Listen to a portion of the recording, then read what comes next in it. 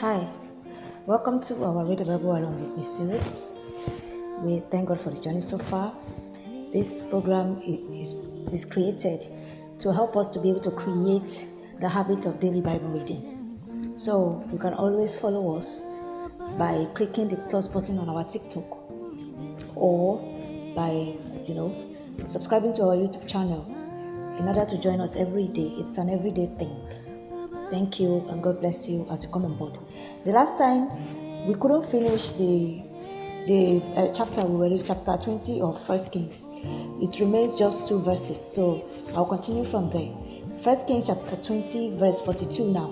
Come along with me on this wonderful journey. And he said unto him, Thus saith the Lord, because thou hast let go out of thy hand a man whom I appointed to utter destruction. Therefore thy life shall go for his life, and thy people for his people. And the king of Israel went to his house heavy and displeased, and came to Samaria. Chapter 21. And it came to pass after these things that Naboth the Jezreelite had a vineyard which was in Jezreel, hard by the palace of Ahab king of Samaria.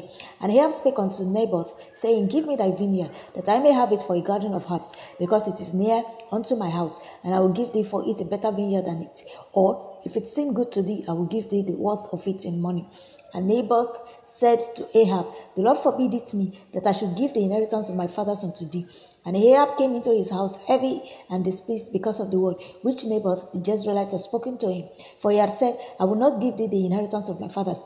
And he laid him down upon his bed, and turned away his face, and would eat no bread. But Jezebel his wife came to him, and said unto him, Why is thy spirit so sad that thou eatest no bread? And he said unto her, Because I spake unto Naboth the Jezreelite, and said unto him, Give me thy vineyard for money, or else, if it please thee, I will give thee another vineyard for it. And he answered, I will not give thee my vineyard.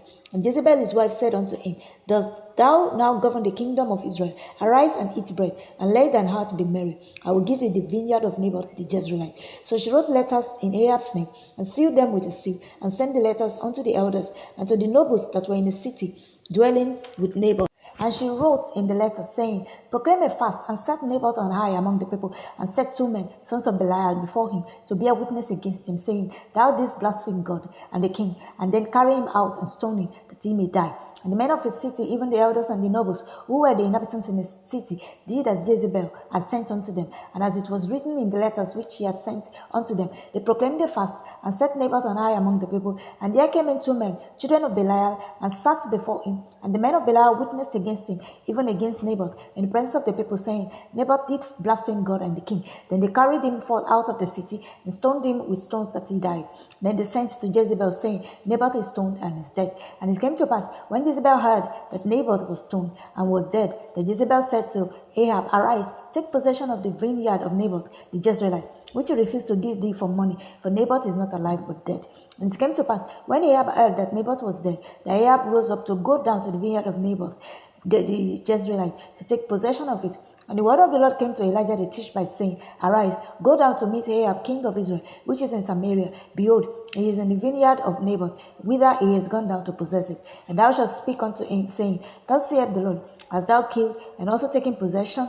And thou shalt speak unto him, saying, Thus saith the Lord, in the place where dogs lick the blood of Naboth, shall dogs lick thy blood, even thine. And Ahab said to Elijah, Hast thou found me, O mine enemy? And he answered, I have found thee, because thou hast sold thyself to work evil in the sight of the Lord. Behold, I will bring evil upon thee, and will take away thy posterity, and will cut off from Ahab him that pisseth against the wall, and him that is shut up and left in Israel, and will make thine house like the house of Jeroboam the son of Nebat, and like the house of Baasha the son of Ahijah, for the provocation wherewith thou hast provoked me to anger, and made Israel to sin. And of Jezebel also spake the Lord, saying, The dogs shall eat Jezebel by the wall of Jezreel. Him that dieth of Ahab in the city, the dogs shall eat, and him that dieth in the field shall the fowls of the air eat. But there was not like unto Ahab, which did sell himself to work wickedness in the sight of the Lord, whom Jezebel his wife stirred up. And he did very abominably in following idols, according to all things as did the Amorites, whom the Lord cast out before the children of Israel. And it came to pass, when Ahab heard those words, that he rent his clothes, and put sackcloth upon his flesh, and fasted and lay in sackcloth, and went softly. And the word of the Lord came to Elijah the Tishbite, saying, Seest thou how Ahab humbleth himself before me? Because he humbleth himself before me, I will not bring the evil in his days, but in his son's days will I bring the evil upon his house. Chapter 22. And it continued 3 years without war between Syria and Israel. And it came to pass in the 3rd year that Jehoshaphat the king of Judah came down to the king of Israel. And the king of Israel said unto his servants, Know ye that Ramoth in Gilead is ours, and we be still, and take it not out of the hand of the king of Syria?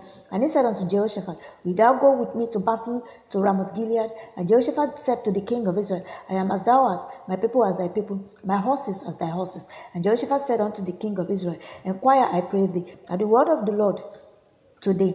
Then the king of Israel gathered the prophets together, about 400 men, and said unto them, Shall I go against Ramoth Gilead to battle, or shall I forbear? And they said, Go up, for the Lord shall deliver it into the hand of the king. And Jehoshaphat said, Is there not here a prophet of the Lord besides, that we might inquire of him? And the king of Israel said unto Jehoshaphat, There is yet one man, Micaiah the son of Imlah, by whom we may inquire of the Lord. But I hate him, for he doth not prophesy good concerning me, but evil. And Jehoshaphat said, Let not the king say so.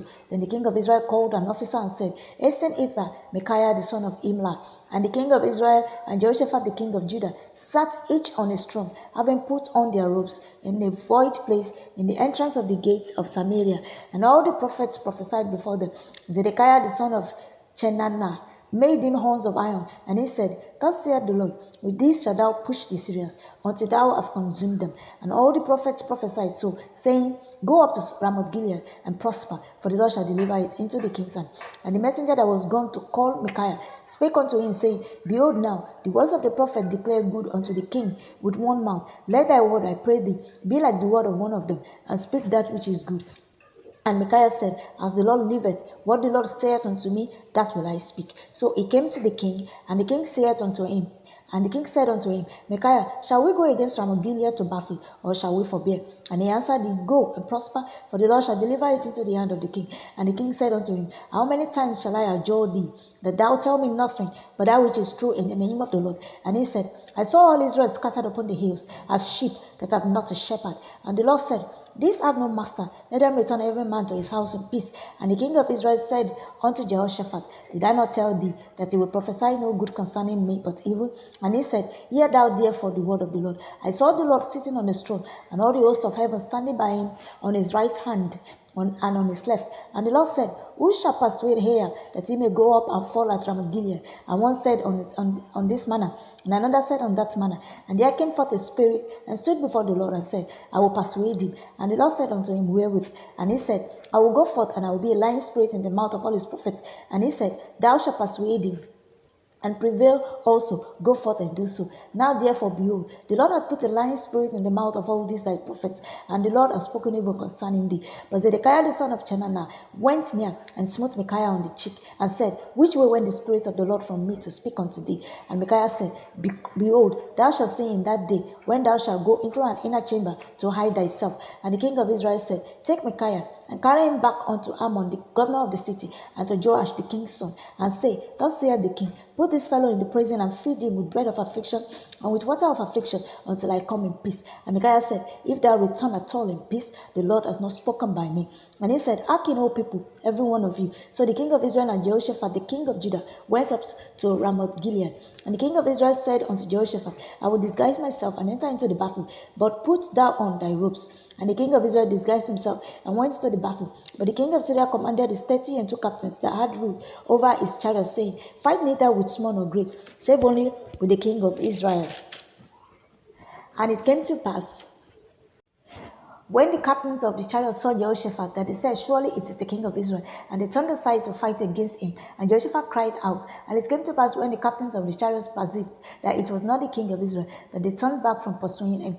And a certain man drew a bow at a venture, and smote the king of Israel between the joints of the harness. Wherefore he said unto the driver of his chariot, Turn thine hand and carry me out of the host, for I am wounded. And the battle increased that day. And the king was stayed up in his chariot against the Syrians, and died at even.